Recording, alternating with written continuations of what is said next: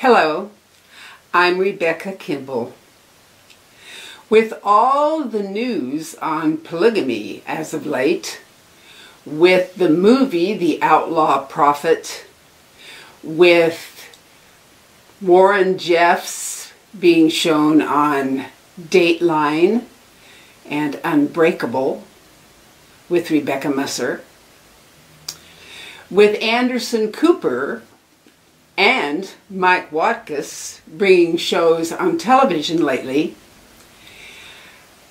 I thought it would be a very good idea for you to hear a discussion about the inside culture of polygamy. This will be a 4-part series.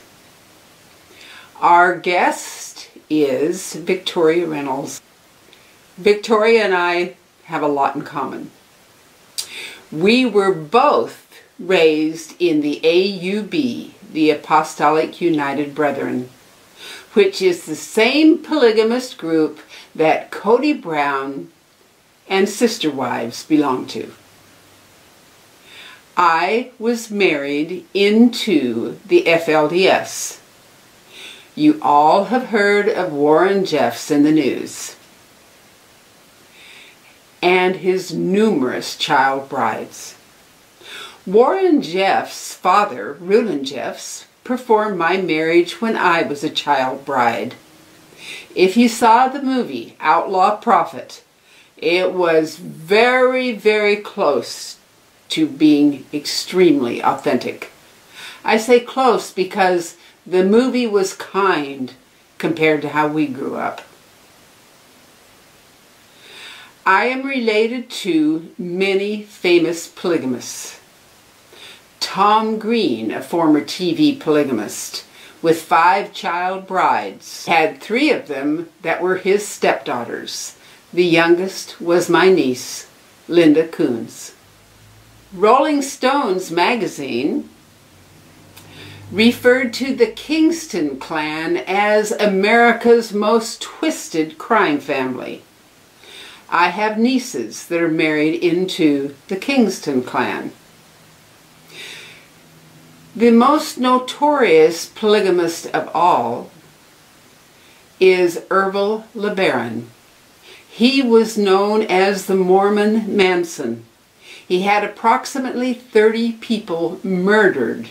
Ervil LeBaron's brother, Verlin, was married to 2 of my sisters and 1 of my cousins. Yes, the mass murderer was my brother-in-law's brother. One of those murdered was my Uncle Rulon, who was the head of the Apostolic United Brethren and the prophet before his brother Owen Allred took his place. Of course, Owen Allred is also my uncle. With all of the news on polygamy lately, I'm very, very grateful. This gives Victoria and I an opportunity to have a discussion, to educate you about the inside of the culture, why people stay, and why they do just what they do. So from 2 women who were fortunate enough to escape polygamy, please join us in this educational conversation. And I want to thank all the big media shows, because when we first spoke out, no one cared to listen. They thought it was just too bizarre to be true. Please welcome my guest, Victoria Reynolds. It's just about consciously choosing to not lose yourself in motherhood. And it's very difficult not to, because that's how we're built biologically. In this belief where a woman has to spat out one after another, there's never an opportunity for her to ever think clearly about herself. I mean, you can't. It's pretty much impossible. When I was a child, I married. And I had 6 children to be responsible for before I was ever allowed to be responsible for myself or knew how. So how old were you when you got married again?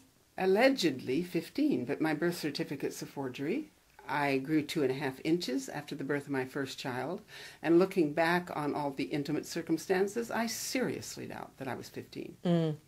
But the children were 15 and got their birth certificates later, about the time they married, because at that time the assumption was that if a child was married at the age of 15 with their parents' consent, even into polygamy, it took it out of the child molest laws.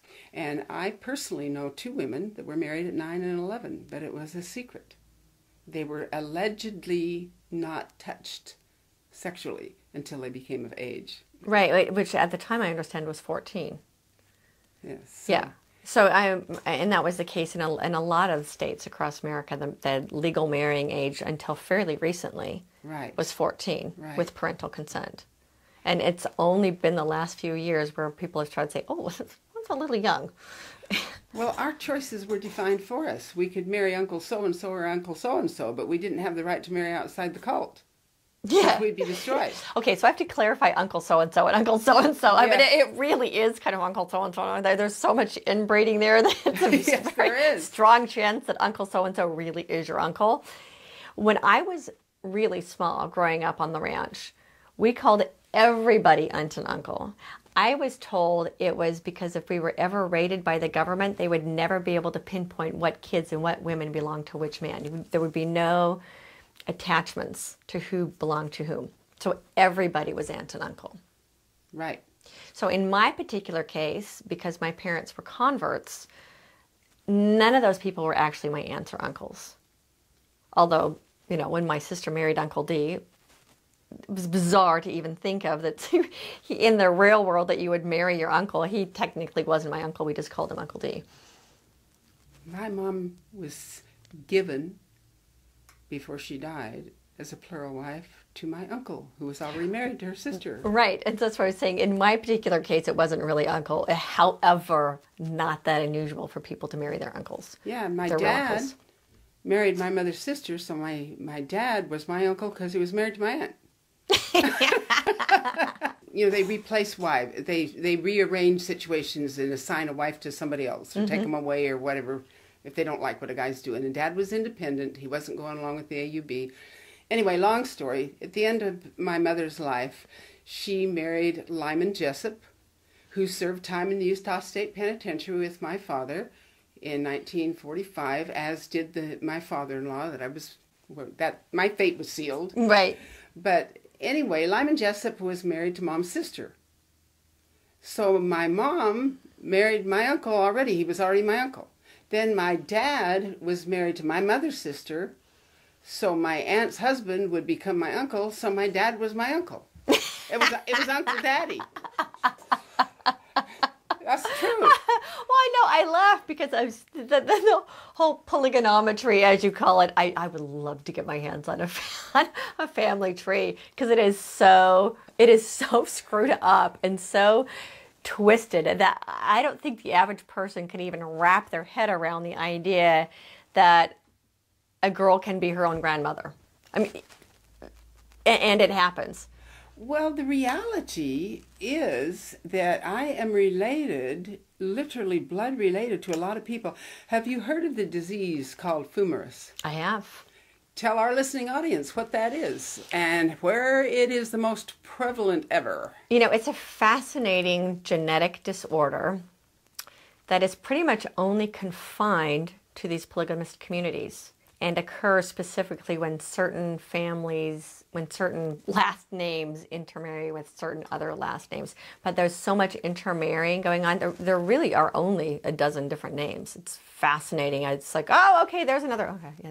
Crazy. But they're all intermarried. And they're all intermarried. And this continual crossbreeding is creating some real sick children. Physically, mentally, emotionally. And some of those children die when they're babies because they're so genetically messed up. And isn't there a graveyard with babies' bodies in it? Flora tried to tell them about that, and nobody would investigate that because these babies' births were never recorded.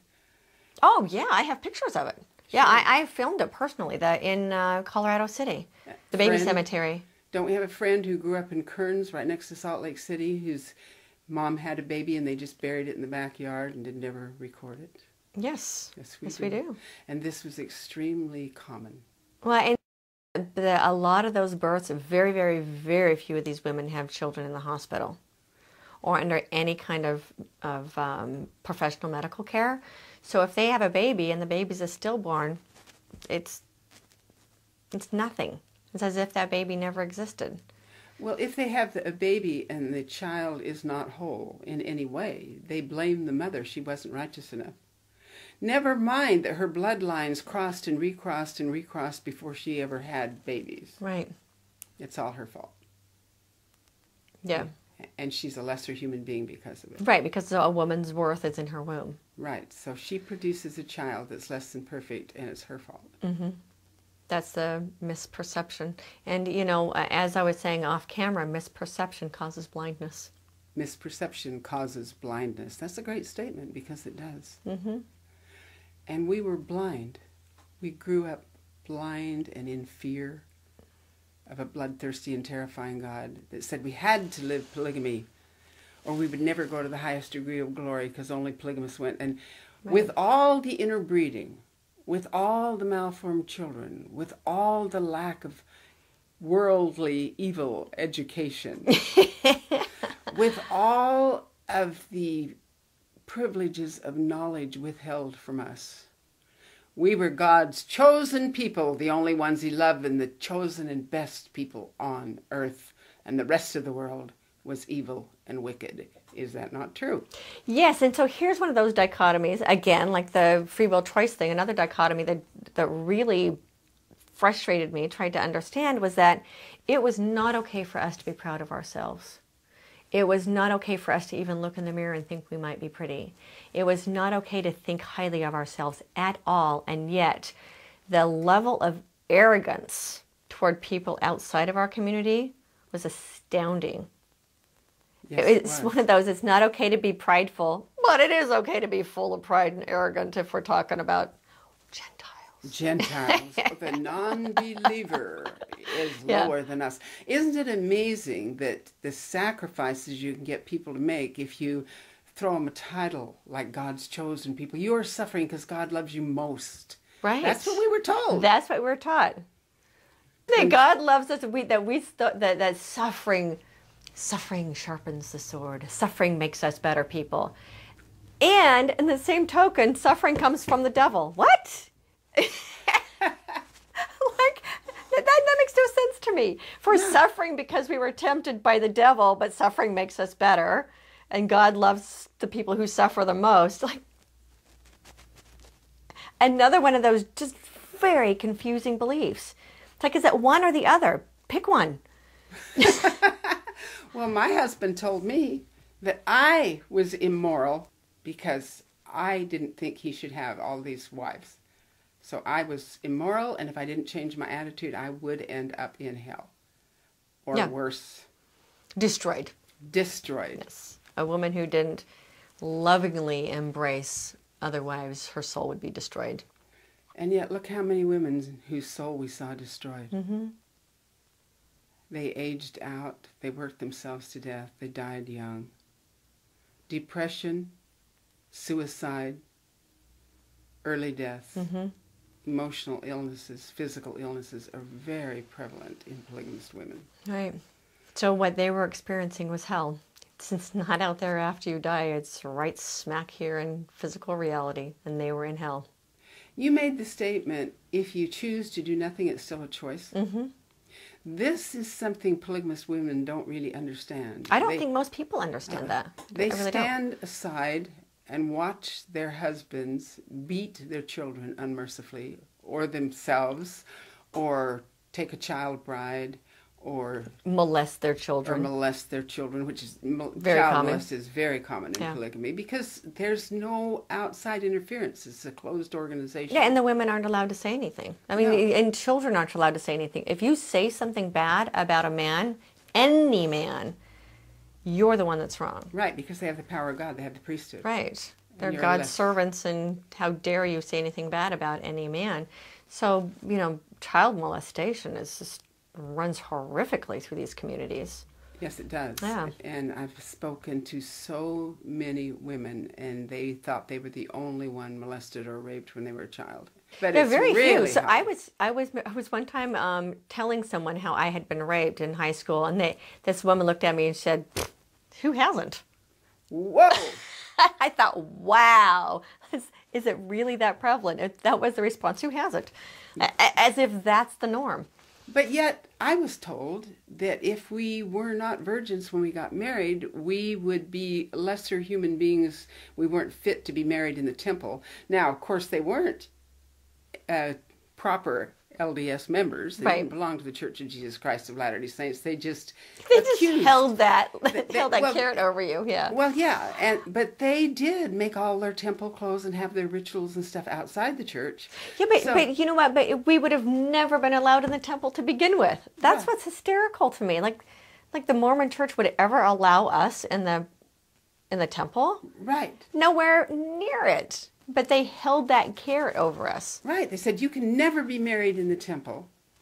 You can never be in the highest degree of glory, and you will be a servant for time and all eternity, or you can have your blood spilled, your throat slit from ear to ear, that your blood can ascend, not drop on the ground. This blood's going to ascend to God like an incense to heaven to save your evil soul. Right. Yet, the man who took your virginity was never, ever mentioned. You did it all by yourself. You're an evil, wicked person. So as a girl and you lose your virginity, right, you lose all honor and all respect. Right. And you will never be loved in the eyes of any man or God or his man-made God. And that's not just in our little cult. I mean, there are other cultures that whole honor thing, if a woman loses her virginity, she is worthless. It's especially common, though, in polygamous cultures across the world. Very much so. And it really, underlying all of that is it really would be okay to kill a woman to save her soul. Right.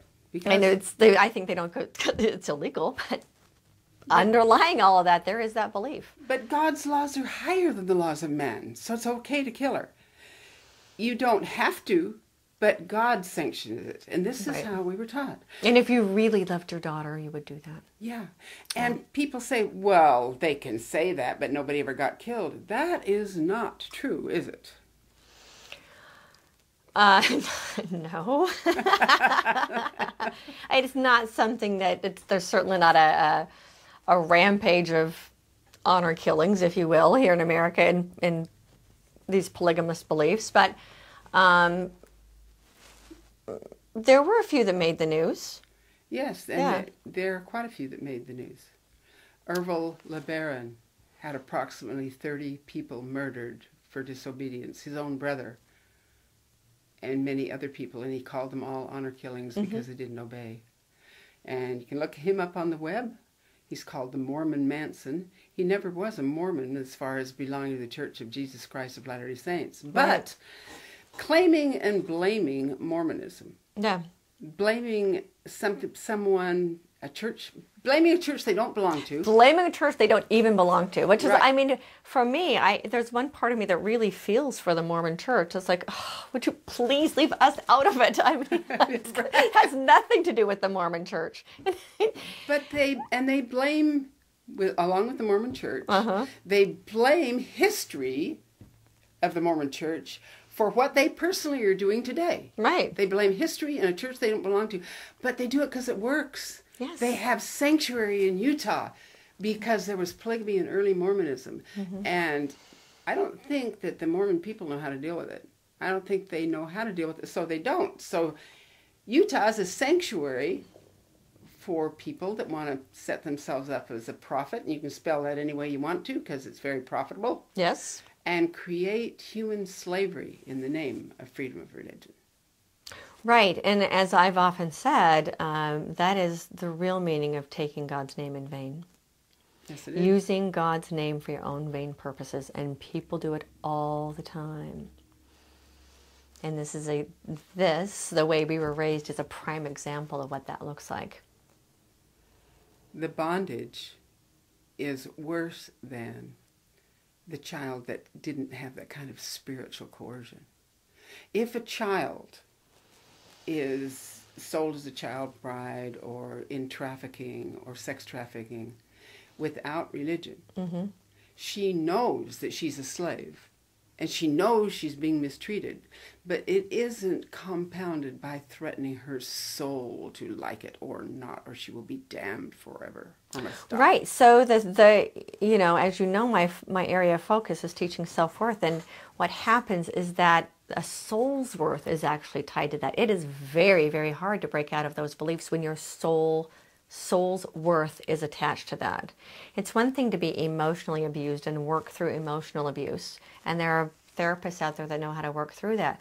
When you've been spiritually abused, when your soul has been traumatized, it is really, really hard to break out of those beliefs because they're so ingrained in you.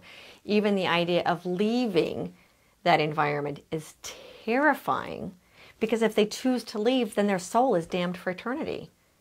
It's a trap that's really hard to break out of, and terrifying at the thought of even leaving it. There's another compound fracture. We were taught from the beginning that the children all belong to the priesthood. The children belong to the men. The women belonged to the men. They were property, so the children belonged to the men. So if a woman left, she could not have her children. Right, and so when a woman does choose to leave, it literally is escaping with her children. You have to fight to keep your children, because, see, ultimately, at the core of the belief is that the children belong to the men, and men are representatives of God, and that those children are actually God's children. Right. So because they are God's children through the kingdoms of men, right, the children belong to the men. Not right. the women. The women are just the womb in which the baby grew. The women, literally, I mean, that's what the term woman actually means, is womb of men. And the woman is just the womb that grew the man's child.